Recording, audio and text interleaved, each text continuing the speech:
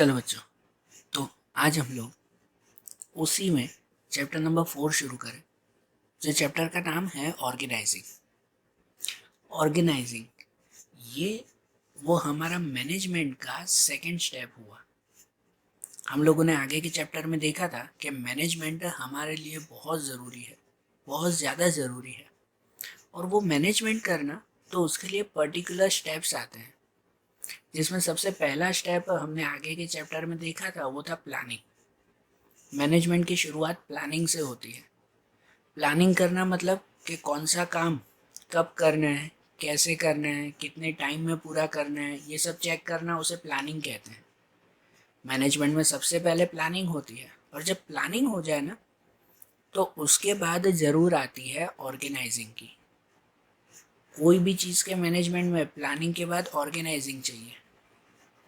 अब ऑर्गेनाइजिंग में एक बात आती है कि देखो, जब कोई बिजनेस सोल प्रोप्राइटरशिप का बिजनेस हो ना, सोल प्रोप्राइटरशिप इसका मतलब क्या, कि जब कोई अकेला इंसान पूरा बिजनेस संभालता हो, तो उसमें सभी कामकाज वो खुद ही संभालेगा, सब कामकाज खुद संभालेगा।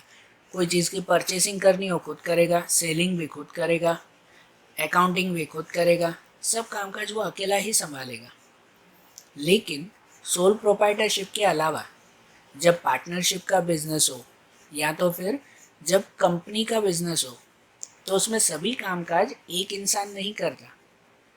हर काम के लिए अलग अलग लोगों को जवाबदारी सौंपी जाती है। जैसे अगर पार्टनरशिप का बिजनेस हो, तो उसमें फिर जो, अगर समझो 4 पार्टनर्स हो, तो फिर काम सौंपा जाता है कि देखो भाई, तुम एक पार्टनर, तुम सब परचेसिंग का काम संभालना, रॉ मटेरियल खरीदना, सामान खरीदना, सब परचेस तुम करना। एक पार्टनर को कह दिया जाता है कि भाई देखो, तुम जो है भाई ये सेलिंग का काम संभालना, सेलिंग कैसे करनी है, कैसे बढ़ानी है, वो सब तुम संभालो। एक को काम सौंप दिया जाता है अकाउंटिंग का कि भाई तुम सब हिसाब किताब संभालना।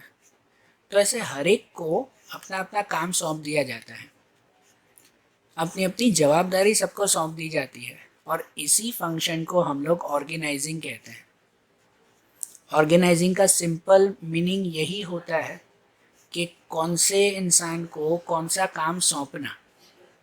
ये सबसे सिंपल मीनिंग है ऑर्गेनाइजिंग का, कि ऑर्गेनाइज करना, एक स्ट्रक्चर बनाना। ये तो पार्टनरशिप हुई। बड़ी कंपनियों में, जो बड़ी कंपनी हो, तो उसमें तो हजारों लोग काम करते हैं, खाली 4 पार्टनर नहीं होते, हजारों लोग होते हैं। वर्कर्स हुए, सुपरवाइजर्स हुए, ऑफिसर्स हुए, पियून्स हुए, है ना, मैनेजर्स हुए, इतने सारे लोग काम करते हैं। तो हर एक को अपना अपना काम सौंपना, हर एक को अपनी अपनी जवाबदारी देना, हर एक को अपनी अपनी पोस्ट देना कि भाई तुम्हें इस पोस्ट पे काम करना है, ऐसे काम करना है, इसे ही ऑर्गेनाइजिंग कहते हैं। है कि नहीं? ऑर्गेनाइजिंग के बिना आपका मैनेजमेंट पूरा नहीं होता, आपकी प्लानिंग वो सक्सेसफुल नहीं होगी जब तक परफेक्ट ऑर्गेनाइजिंग नहीं होगी। इस ऑर्गेनाइजिंग के लिए ऐसे कह सकते हैं कि जैसे अगर प्लानिंग वो जो है वो हमारे मैनेजमेंट का अगर ब्रेन हुआ ना, तो ऑर्गेनाइजिंग वो हमारे बिजनेस का बॉडी स्ट्रक्चर कहलाया। क्या कहलाया? बिजनेस का बॉडी स्ट्रक्चर। जैसे हमारी पूरी बॉडी चलती है, तो वो ब्रेन वो प्लानिंग करता है जैसे, और उसके बाद सब हाथ पैर मुंह इन सबको काम सौंप दिया जाता है ना, सबका अलग अलग काम होता है। तो वैसे ही बिजनेस में ये ऑर्गेनाइजिंग वो बिजनेस का बॉडी स्ट्रक्चर कहलाता है। तो इस ऑर्गेनाइजिंग की अगर हम लोग प्रॉपर डेफिनेशन देखें कि ऑर्गेनाइजिंग क्या कहते हैं, तो लुई एलन ने ये डेफिनेशन दी है कि organising is the process of identifying and classifying the work to be performed. समझना एक एक लाइन। ऑर्गेनाइजिंग मतलब कहलाता है कि identifying and classifying the work to be perform, कि कौन सा काम करना है उसे आइडेंटिफाई करना, पहचानना, और क्लासिफाई करना। कौन सा काम करना है, कैसे करना है, इसको क्लासिफाई करना। उसके बाद defining and delegating responsibility and authority. उसके बाद सबको रिस्पॉन्सिबिलिटी और अथॉरिटी, उन सबकी जवाबदारी, उन सबको पावर वो डेलीगेट करना। डेलीगेट करना मतलब सौंपना। डिफाइन करना, किसकी कितनी कितनी जवाबदारी होगी, और उसे सौंपना। And establishing relationship for the purpose of enabling people to work most effectively together in accomplishing objectives. और उसके बाद रिलेशनशिप बनाना कि जिससे सब लोग मिलकर इफेक्टिवली काम कर सके, अच्छी तरह से काम कर सके और सब ऑब्जेक्टिव पूरे हो, आपके जो भी मकसद हो बिजनेस के, वो गोल्स वो पूरे हो सके।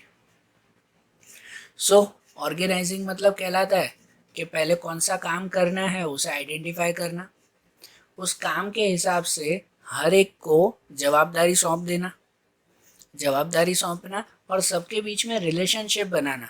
रिलेशनशिप बनाने का यहाँ मतलब होता है कि कौन किसका बॉस होगा, कौन किसके अंडर में काम करेगा, कौन किसके लिए काम करेगा, कौन किसके लिए जवाबदार होगा, ऐसा रिलेशनशिप बनाना कि जिससे आपके बिजनेस के सभी ऑब्जेक्टिव टाइम टू टाइम और जल्दी से पूरे हो सके। समझ आ रही है ना बात? तो इसलिए ऑर्गेनाइजिंग हमेशा वहाँ काम आती है कि जहाँ पर एक से ज़्यादा लोग काम करते हो। अब आप खुद ही सोचो, सोल प्रोप्राइटरशिप में ऑर्गेनाइजिंग का काम होगा? एक अकेला ही इंसान है, वो सभी काम खुद ही संभाल रहा है, तो किसको जवाबदारी सौंपे, किसके साथ रिलेशनशिप बनाए? कुछ भी नहीं ना। सोल प्रोप्राइटरशिप में ऑर्गेनाइजिंग की जरूर नहीं आती, ये काम आती है पार्टनरशिप में या तो कंपनी बिजनेस में, वहाँ ये काम आता है ऑर्गेनाइजिंग। सही बात है। तो देखो, अगर ऑर्गेनाइजिंग के बारे में और ज़्यादा क्लियर समझना है तो उसके लिए उसके कैरेक्टरिस्टिक समझने होंगे। कोई भी टॉपिक हो उसके बारे में क्लियरली उनके कैरेक्टरिस्टिक से पता चलता है। तो यहाँ पर भी ऑर्गेनाइजिंग के कैरेक्टरिस्टिक समझे कि क्या कहते हैं। सबसे पहला कैरेक्टर आता है तो वो आता है गोल ओरिएंटेड एक्टिविटी। सही बात है, ऑर्गेनाइजिंग वो एक गोल ओरिएंटेड एक्टिविटी है कि जो भी बिजनेस के गोल्स रेडी हुए हो उसके हिसाब से फिर ऑर्गेनाइजिंग करनी पड़ती है ना, कि बिजनेस का जो भी गोल नक्की हुआ हो। गोल कब नक्की होता है? प्लानिंग के वक्त। हमने प्लानिंग के चैप्टर में देखा था कि उसमें गोल फिक्स करते हैं। तो जब गोल फिक्स हो जाए ना तो उसके हिसाब से ऑर्गेनाइजिंग करनी पड़ती है। जैसे कि वही कि अगर गोल फिक्स हुआ कि भाई साल के एंड में हमें इतना प्रॉफिट कमाना है, या चलो कि एक साल के एंड में मुझे एक नई ब्रांच शुरू करनी है, तो उसके लिए मुझे ज़्यादा प्रॉफिट की ज़रूर होगी। और उसके लिए मैं कैसे काम करूँगा? तो मुझे पता है कि मेरे बिजनेस में ये जब जो लोग हैं ना, वो सब लोग, उसमें से कुछ लोग ये काम अच्छा करते हैं, कुछ लोग वो काम अच्छा करते हैं। तो भाई मुझे अपना काम पूरा करना है, मुझे अपना गोल पूरा करना है, तो उसके हिसाब से मैं उन सबको उनका उनका काम सौंप दूंगा कि तुम इस काम में एक्सपर्ट हो ना, ये काम तुम संभालो, तुम इस काम में एक्सपर्ट हो ना, ये काम तुम संभालो। ऐसे जवाबदारी सौंप दूंगा सबको। इसे ही तो ऑर्गेनाइजिंग कहते हैं ना। तो इसीलिए पहले अगर मेरा गोल क्लियर होगा ना तो उसके हिसाब से मैं सबको उसकी जवाबदारी सौंपूंगा, ऑर्गेनाइजिंग करूंगा। लेकिन अगर गोल ही ना हो मेरा, इमेजिन करो कि अगर गोल ही ना हो तो फिर सबको मैं क्या जवाबदारी सौंपूं, सबको क्या काम सौंपूं? कि मेरा कुछ गोल ही नहीं है कि भाई उसको जवाबदारी सौंपी कि भाई तुम ये करना, वो क्या करना? पहले गोल होगा तो बोलूंगा ना कि तुम ये काम पूरा करना है इतने टाइम में। विदाउट गोल ऑर्गेनाइजिंग पॉसिबल नहीं है। फिर पता है मेन गोल के फिर दूसरे अलग अलग गोल्स बनते हैं। जैसे अगर बिजनेस में परचेज डिपार्टमेंट अलग हो, एक को सौंप दिया कि तुम परचेज का काम संभालो, तो उसका डिपार्टमेंट होगा। एक फिर सेल का डिपार्टमेंट होगा, एक फिर एडवर्टाइजमेंट का डिपार्टमेंट होगा। तो हर डिपार्टमेंट के भी अलग अलग गोल्स बनते हैं फिर। इसलिए ऑर्गेनाइजिंग वो टोटली गोल ओरिएंटेड एक्टिविटी कहलाती है। विदाउट गोल वो ऑर्गेनाइजिंग पॉसिबल नहीं है। फिर सेकंड कैरेक्टरिस्टिक आता है कि प्लानिंग बेस्ड। ये भी सही बात है कि ऑर्गेनाइजिंग प्लानिंग बेस्ड है। विदाउट प्लानिंग भी ऑर्गेनाइजिंग नहीं होगी। पहले प्लानिंग होगी उसके बाद ही ऑर्गेनाइजिंग होगी ना। कि आप लोग पहले ऑर्गेनाइजिंग करो उसके बाद प्लानिंग करो तो ये पॉसिबल नहीं है, वो फिर सही मैनेजमेंट नहीं हुआ। आप लोग पहले सबको जवाबदारी सौंप दो, भाई तुम्हें परचेज करना है, तुम्हें सेल करना है, तुम्हें ये काम करना है, तुम्हें वो काम करना है। सबको पहले जवाबदारी सौंप दो, उसके बाद प्लानिंग कर देंगे, चलो अब क्या करें फिर। तो ऐसा पॉसिबल है नहीं ना। पहले प्लानिंग होती है, उसके बाद फिर ऑर्गेनाइजिंग होती है, उसके बाद फिर सबको काम सौंपा जाता है। इसीलिए ऑर्गेनाइजिंग व प्लानिंग बेस्ड कहलाती है। फिर फिर तीसरा कैरेक्टरिस्टिक आता है the delegation of authority and responsibility. Delegation of authority and responsibility, इसका मतलब क्या है? डेलीगेशन का मतलब होता है सौंपना, हर किसी को अथॉरिटी और रिस्पॉन्सिबिलिटी सौंपना। ये ऑर्गेनाइजिंग का मेन वर्क कहलाता है कि आप लोग जब किसी को काम देते हो ना, तो सिर्फ उसको काम देना नहीं, लेकिन उसके साथ उसको कुछ रिस्पॉन्सिबिलिटी देना, कुछ अथॉरिटी देना भी ज़रूरी होती है ना। रिस्पॉन्सिबिलिटी का मतलब जवाबदारी देना ज़रूरी होता है।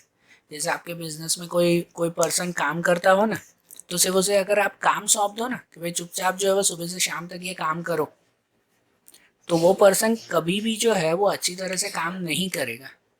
लेकिन अगर उसे रिस्पॉन्सिबिलिटी दी हो, जवाबदारी दी हो कि भाई देखो ये जो है वो मुझे पता है कि तुम लायक हो, ऐसे बोलकर उसे समझाना चाहिए कि मुझे पता है कि तुम लायक हो, तुम ये काम कर सकते हो, इसलिए देखो ये काम की पूरी जवाबदारी मैं तुम्हें सौंपता हूँ। तो सामने वाले को एक मोटिवेशन मिलेगा ना।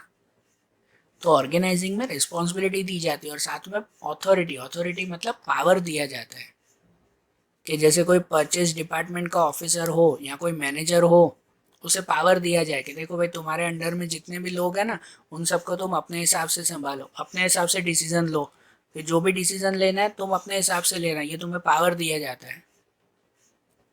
तो ये अथॉरिटी जब दी जाए ना, तो ही ऑर्गेनाइजिंग सक्सेसफुल होती है, तो ही लोग अच्छी तरह से काम करते हैं बिजनेस में। इसीलिए ऑर्गेनाइजिंग का एक मेन पार्ट आता है the delegation of authority and responsibility. हमारे चैप्टर में आगे पूरा एक टॉपिक है, इसके ऊपर डिटेल में समझेंगे। फिर नेक्स्ट कैरेक्टरिस्टिक आता है, वो आता है इम्पोर्टेंस टू ह्यूमन एलिमेंट। सही बात है कि ऑर्गेनाइजिंग में ह्यूमन बीइंग ही सेंटर में आते हैं। ऑर्गेनाइजिंग टोटली डिपेंडेंट होता है ह्यूमंस के ऊपर, पीपल के ऊपर, लोगों के ऊपर। मशीन की ऑर्गेनाइजिंग की जाती है क्या? मशीन की ऑर्गेनाइजिंग की जाएगी? नहीं ना। ऑर्गेनाइजिंग टोटली डिपेंड होती है ह्यूमंस के ऊपर, लोगों के ऊपर। इसीलिए ये क्या कहलाता है? ह्यूमन एलिमेंट कहलाता है इसका। तो ऑर्गेनाइजिंग तभी सक्सेसफुल होती है जब सभी लोग मिलकर अच्छा रिलेशनशिप आपस में बनाकर और काम करते हो, तो ही ऑर्गेनाइजिंग सक्सेसफुल होगी। इसलिए उसके लिए कहते हैं इम्पोर्टेंस टू ह्यूमन एलिमेंट। दूसरा इसका कैरेक्टरिस्टिक आता है नेक्स्ट, वो आता है फ्लेक्सिबिलिटी। फ्लेक्सिबिलिटी कि हाँ, ये भी बात सही है कि ऑर्गेनाइजिंग है ना फ्लेक्सिबल है। फ्लेक्सिबल है, ऐसा नहीं कि एक बार अगर ऑर्गेनाइजेशन हो गया तो इसका मतलब उसमें कभी भी चेंजेस नहीं होगा। नहीं, अगर कोई सर्कमस्टेंसेस आते हो, कोई अगर सिचुएशन बदलती हो, तो उसके हिसाब से ऑर्गेनाइजिंग बदलनी पड़ती है।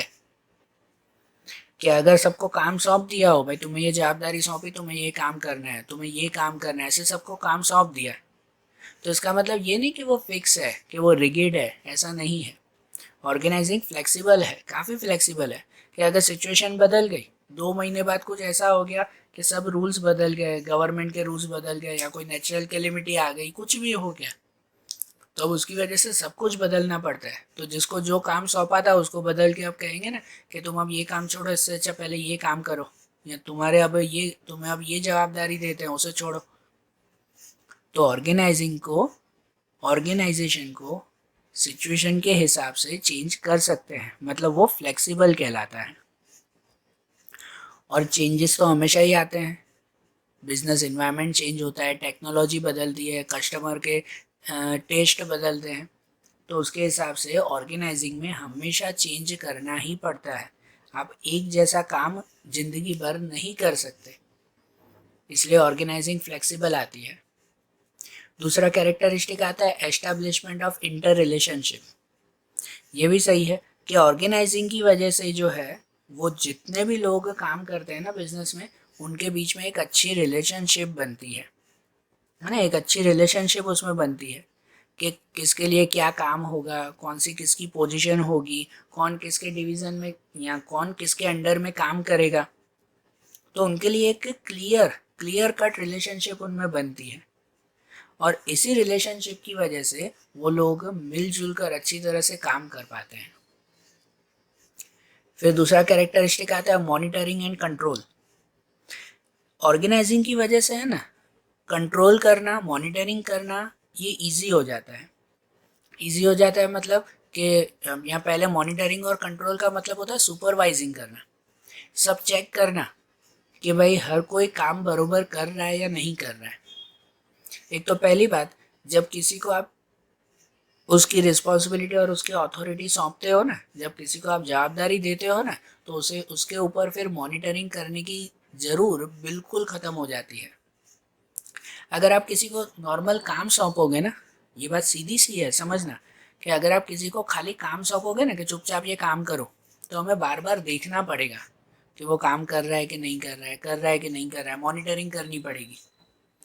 लेकिन अगर उसको जवाबदारी सौंप दी जाए ना, भाई मुझे तुम पे विश्वास है, तुम ये काम करोगे, मैं तुम्हें जवाबदारी सौंपता हूँ कि तुम ये काम अच्छी तरह से पूरा करना, ऐसे अगर उसको जवाबदारी सौंप दी ना, तो फिर आपको मॉनिटरिंग करने की ज़रूरत ही नहीं पड़ेगी। उसके बाद वो काम खुद ब खुद अच्छी तरह से काम करेगा, क्योंकि क्योंकि उसको जवाबदारी मिली है। वो कहेगा कि नहीं भाई, बॉस ने मुझे जवाबदारी दी है, तो मैं भाई बॉस के सामने भाई नीचे नहीं उतरूंगा, मैं अच्छी तरह से अपना काम करूंगा। तो फिर उसके ऊपर मॉनिटरिंग सुपरवाइजिंग करने की ज़रूर है, वो खुद ही अपना काम करेगा, उसके ऊपर कोई कंट्रोल की ज़रूर नहीं पड़ेगी। इसीलिए कहते हैं कि ऑर्गेनाइजिंग की वजह से कितनी हद तक मॉनिटरिंग और कंट्रोल कम हो जाता है। सबको अपनी अपनी रिस्पॉन्सिबिलिटी और पावर्स मिल जाते हैं, अथॉरिटी मिल जाती है, इसलिए मॉनिटरिंग और कंट्रोल की ज़रूर कम पड़ती है। फिर दूसरा आता है ग्रुप एक्टिविटी। ऑर्गेनाइजेशन ये तभी पॉसिबल है जब जहाँ पर पूरा ग्रुप एक से ज़्यादा लोग काम करते हो। पहले ही बताया, सोल प्रोप्राइटरशिप में ऑर्गेनाइजिंग की ज़रूर है नहीं ना। जहाँ पर ज़्यादा लोग काम करते हो, पार्टनरशिप हुआ, या तो फिर जैसे कंपनी बिजनेस हुआ, तो उसके लिए ऑर्गेनाइजिंग ज़रूर है। सोल प्रोप्राइटरशिप में तो इसकी ज़रूर है ही नहीं। इसका मतलब ये कि ऑर्गेनाइजिंग जो है वो जिसमें एक से ज़्यादा लोग काम करते हो, तो इसलिए वो क्या कहलाई, ग्रुप एक्टिविटी कहलाई, कि ऑर्गेनाइजिंग वो एक ग्रुप एक्टिविटी है। अरे ना बस समझ में। और उसके बाद है controlled administrative structure. Controlled administrative structure, तो इसका मतलब कि ऑर्गेनाइजिंग के अंदर एक फिक्स स्ट्रक्चर बनाया जाता है।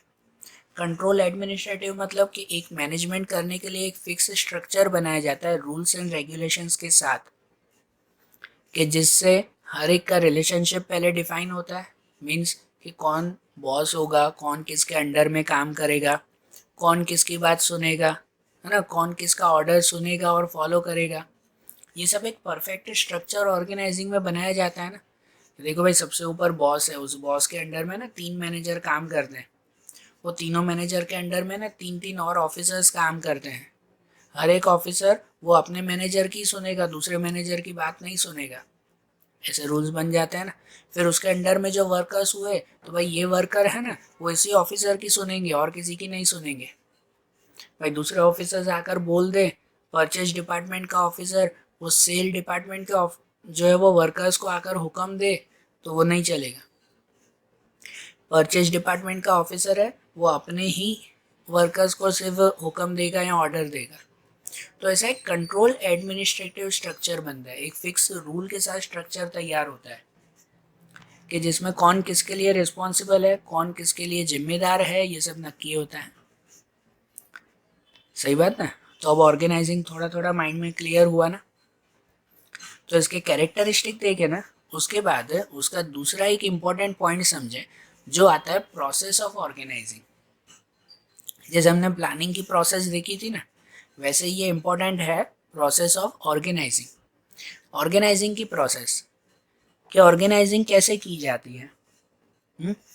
हमेशा ऐसे कहते हैं कि अगर आप लोग अपने बिजनेस में परफेक्ट ऑर्गेनाइजिंग नहीं करते हो ना, तो फिर लॉन्ग टाइमिंग में आपका बिजनेस कभी भी टिक पाएगा नहीं।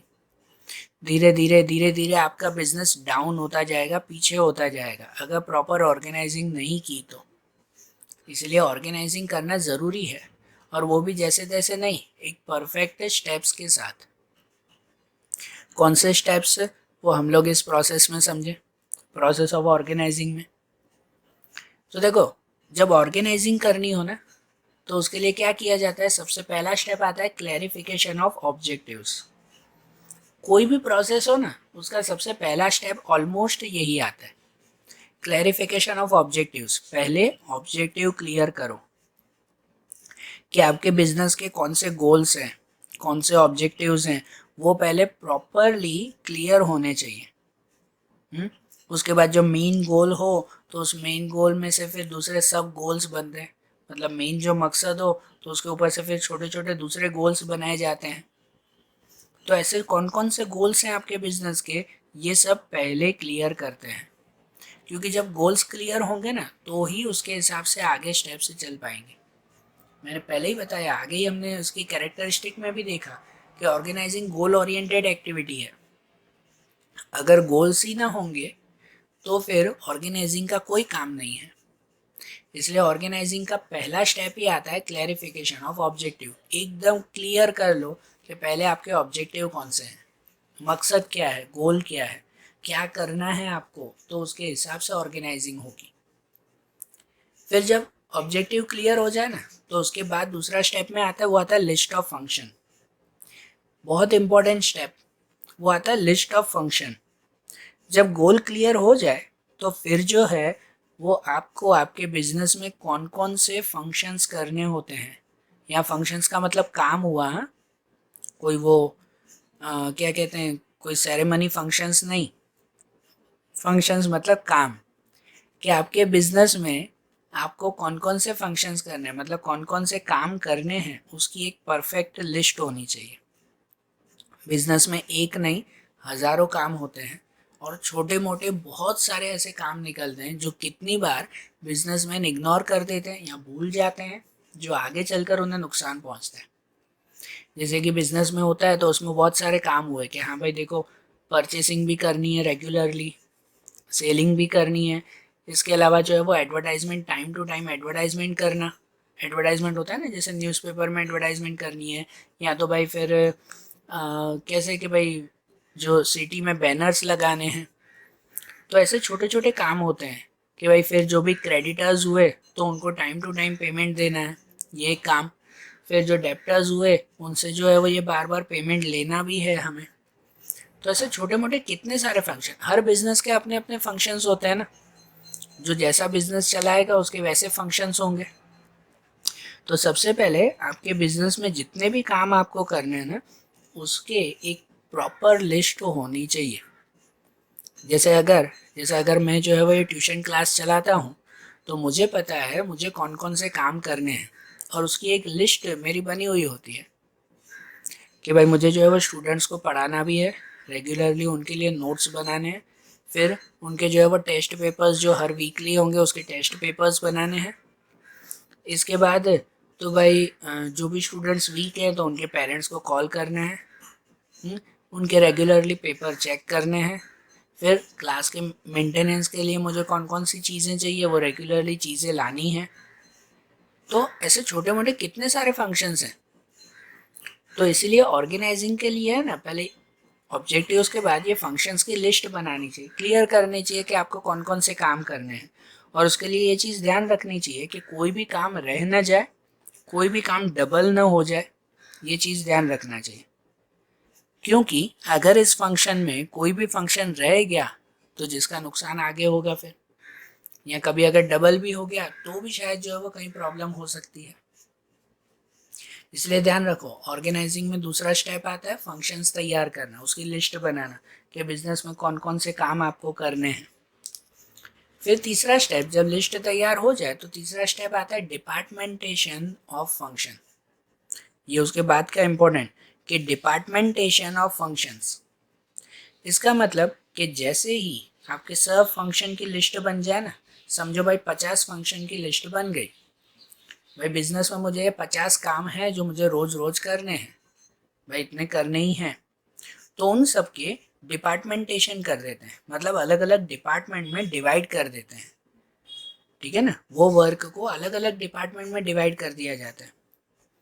जैसे कि देखो कि कुछ काम ऐसे हैं जो है वो ये सब परचेस रिलेटेड वर्क है। कौन से? Purchase related work. तो उसके लिए एक परचेस डिपार्टमेंट बना दिया जाएगा। है ना, सिंपल है ना, इसलिए ये सिंपल एग्जांपल ही दे रहा हूँ कि समझो कोई काम है जो सेल्स रिलेटेड है, सेल्स रिलेटेड, भाई कस्टमर्स को रेगुलरली जो है वो ये ज़रूरी सामान देना, उन्हें अच्छी क्वालिटी की सामान देना, अच्छी फैसिलिटीज़ देना, आफ्टर सेल सर्विस देना, ऐसे कितने सारे फंक्शंस आते हैं, एडवर्टाइजमेंट करना, तो ये सब सेल रिलेटेड आते हैं। तो जो भी सेल्स के फंक्शंस होंगे ना, उस फंक्शन को एक डिपार्टमेंट बना देंगे, मतलब उसको एक अलग ग्रुप में रख देंगे कि भाई ये सब काम इस डिपार्टमेंट के हिसाब से हुआ। समझ आ रही है?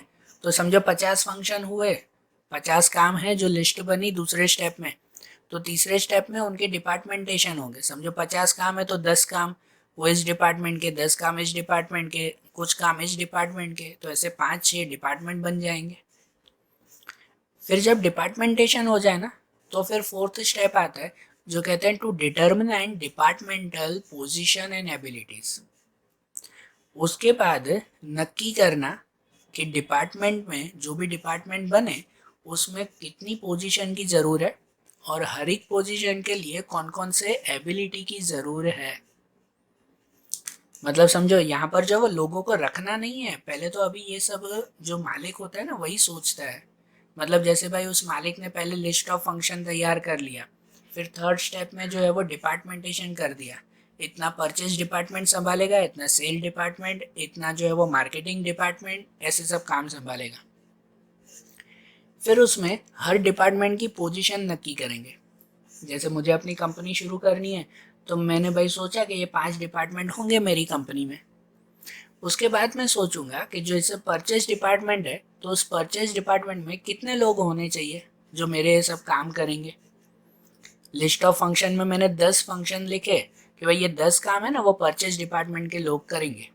ओके, तो इस 10 काम के लिए उस परचेज डिपार्टमेंट में कितने लोगों की ज़रूर होगी, ये मैं उसकी पोजीशन सोचूंगा ना।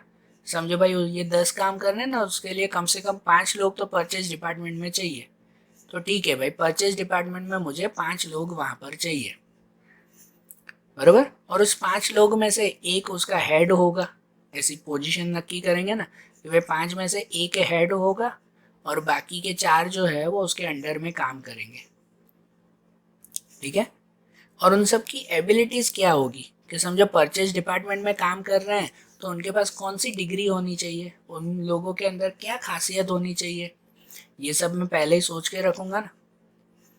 समझ रहे हो, ऑर्गेनाइजिंग में ये सब सोचना पड़ता है। फिर उस पोस्ट पे रखना, ये तो आपके नेक्स्ट चैप्टर में आएगा, उसे स्टाफिंग कहते हैं। जब लोगों को नौकरी पे रखना वो तो स्टाफिंग कहलाती है, आपका नेक्स्ट चैप्टर आएगा। इस चैप्टर में क्या, यहाँ पर सिर्फ एक पोजीशन तैयार करना कि to determine departmental position and abilities, कि हर डिपार्टमेंट में कितने लोगों की ज़रूर होगी, कौन सी पोजीशन पे कौन से लोग होंगे और उनमें क्या क्या एबिलिटीज़ होनी चाहिए, कौन सी डिग्री होनी चाहिए, क्या खासियत होनी चाहिए। जैसे आपको अगर मैनेजर की जॉब चाहिए होती है तो कंपनी वाले कहते हैं ना भाई पहले आपकी एमबीए की डिग्री बताओ तो आपको मैनेजर की पोस्ट देंगे, कि किसी को भी मैनेजर बना देते हैं, नहीं ना। तो वो कंपनी वाले इस स्टेप में नक्की करते हैं कि हम लोग जब जॉब पे रखेंगे ना, जो हम लोग 5th चैप्टर में देखेंगे कैसे जॉब पे रखते हैं वो लोग, कि जब हम लोग जॉब पे रखेंगे ना तब उस वक्त उनमें क्या क्या डिग्री होनी चाहिए तो ही उसे जॉब देंगे, नहीं तो नहीं देंगे। इसलिए इस स्टेप में डिपार्टमेंटल पोजीशन और एबिलिटीज नक्की होती है। जब ये नक्की हो जाए ना तो उसके बाद वाला स्टेप आता है 5th स्टेप, जो कहते हैं the delegation of power and responsibility. Delegation of power and responsibility, इसका मतलब क्या, इसका मतलब ये कि जब नक्की हो जाए ना कौन से डिपार्टमेंट में कितने लोग होंगे, उनकी क्या पोजीशन होगी, कौन हेड होगा, कौन किसके अंडर में काम करेगा, उसके बाद उनको पावर और रिस्पॉन्सिबिलिटी सौंपी जाएगी। मतलब समझो परचेज डिपार्टमेंट में मैंने सोचा 5 लोग काम करेंगे, उसमें एक हेड होगा, बाकी के 4 उसके अंडर में काम करेंगे। तो उसमें किसको कितना पावर दिया जाएगा, उन 5 में से किसको कितना पावर होगा और किसकी कितनी रिस्पॉन्सिबिलिटी होगी, किसकी कितनी जवाबदारी होगी, ये नक्की करेंगे। कि 5 में से जो है एक हेड होगा ना परचेज डिपार्टमेंट का, उसको पावर दिया जाएगा कि वो अपने हिसाब से सब काम करेगा, अपने हिसाब से डिसीजन लेगा, उस हेड को पावर दिया जाएगा। बाकी सबको रिस्पॉन्सिबिलिटी दी जाएगी, जवाबदारी दी जाएगी कि भाई उन्हें ये सब काम करें। इसीलिए फिर आता है कि कौन सी पोस्ट के लिए कितना पावर और कितनी रिस्पॉन्सिबिलिटी होगी ये नक्की हो। पावर और रिस्पॉन्सिबिलिटी के वक्त ये ध्यान दिया करो कि मालिक हमेशा ये चीज़ सोचता है, ये ध्यान रखता है कि कभी भी सभी पावर वो कोई भी लोगों को दे दिए जाते नहीं हैं। परचेज डिपार्टमेंट में जो लोग काम कर रहे हैं, समझो उसका जो हेड हुआ उसको पावर सौंपा गया कि तुम अपने हिसाब से डिसीजन लेना अपने डिपार्टमेंट का, लेकिन पूरा पावर कभी भी किसी के हाथों में नहीं सौंपा जाता। उस पावर का समझो आखिरी पॉइंट, एक आखिरी डोरी वो मालिक अपने पास में रखता है कि पूरा पावर उसका है परचेज डिपार्टमेंट के हेड का कि वो अपने हिसाब से डिसीजन लेगा, लेकिन फाइनल डिसीजन जब ज़रूर पड़ी ना तो मालिक खुद लेगा, वो फिर परचेज डिपार्टमेंट का हेड नहीं लेगा। तो इसलिए पावर और रिस्पॉन्सिबिलिटी सौंपते वक्त जब पावर सौंपा जाता है ना, तब ये चीज़ ध्यान देते हैं कि पूरा पावर कभी भी किसी को नहीं दिया जाता। पावर का एक आखिरी पॉइंट वो मालिक ऑनर वो अपने पास रखता है। फिर जब ये स्टेप हो जाए तो उसके बाद आता है एस्टैब्लिशमेंट ऑफ इंटर रिलेशनशिप। फिर इंटर रिलेशनशिप तैयार करना। इंटर रिलेशनशिप का मतलब होता है कि कौन किसके अंडर में काम कर रहा है, किसका किसके साथ क्या रिलेशन होगा ये नक्की करना। जो मैंने बताया ना कि भाई कहीं पर भी कौन जो है वो हेड कहलाया, कौन किसके अंडर में काम कर रहा है, ये सब पहले नक्की करना। ये इस स्टेप में नक्की होता है कि ये इसका बॉस हुआ, ये इसका बॉस हुआ और सबसे ऊपर वो ऑनर हुआ, वो मालिक है ना भाई। ये मैनेजर की पोस्ट पे है, ये ऑफिसर की पोस्ट पे है, वो आखिरी पियून है। तो ऐसे हर एक की पोस्ट नक्की हो जाए, सबका रिलेशन नक्की हो जाए कि कौन किसके अंडर में है, कौन किसको रिस्पॉन्सिबल है, ये एक रिलेशन तैयार करना। और उसके बाद आखिरी में टू प्रिपेयर ऑर्गेनाइजेशनल चार्ट, आखिरी में एक ऑर्गेनाइजेशनल चार्ट तैयार करना। मतलब एक चार्ट वाइज जो है वो पूरा स्ट्रक्चर तैयार कर देना कि सबसे ऊपर कौन है और उनके अंडर में कौन कौन लोग काम कर रहे हैं। ठीक है ना, एक प्रॉपर चार्ट तैयार कर देना। आप लोग घर पे कभी, आप लोगों ने कभी वो फैमिली ट्री बनाई है? मतलब फैमिली ट्री कभी जो है वो बनाई है या देखी होगी, चलो बनाई नहीं होगी तो ये देखी होगी कि इसमें देखो सबसे ऊपर जो है वो ये हेड घर के ऊपर सबसे बड़े हैं, उनके नीचे फिर उनके 4 बेटे हैं, फिर उनके जो है वो ये भाई उनके इतने चिल्ड्रंस हैं। ऐसा नहीं ट्री जैसा बनाते हैं, एक चार्ट बनाते हैं, ऐसा स्ट्रक्चर बनाते हैं। ऐसा पता है कंपनी बनाती है, ऐसा कंपनी वो ये ऑर्गेनाइजेशनल चार्ट बनाती है, जिसमें उस चार्ट में आप इमेजिन करो कि उस चार्ट में वो नक्की कर देंगे। सबसे ऊपर लिखते हैं ऑनर, भाई ये मालिक हैं इतने, फिर उसके अंडर में इतने मैनेजर्स, उसके अंडर में इतने ऑफिसर्स, उसके अंडर में इतने वर्कर्स। ठीक है, तो ऐसा एक प्रॉपर चार्ट बनाते हैं कि जिससे टोटल क्लैरिफिकेशन हो जाए कि कौन किसके अंडर में काम कर रहा है, कौन किसके लिए काम कर रहा है। ठीक है, तो ये ऑर्गेनाइजिंग की प्रोसेस हुई, एकदम सिंपल है। 7 स्टेप्स है, अगर आप ध्यान दो तो बहुत सिंपल स्टेप्स हैं। हमेशा ऐसे प्रैक्टिकली याद रखो कि हाँ भाई पहले हमेशा ये करते हैं, उसके बाद ये किया जाता है, फिर ये, तो स्टेप्स याद भी रह जाएंगे आप लोगों को। ठीक है, तो आज जैसे हमने ये प्रोसेस देखी ना, अब ऑर्गेनाइजिंग के दूसरे टॉपिक्स, दूसरे पॉइंट्स हम लोग अगले वीडियोस में देखेंगे। Okay, thank you.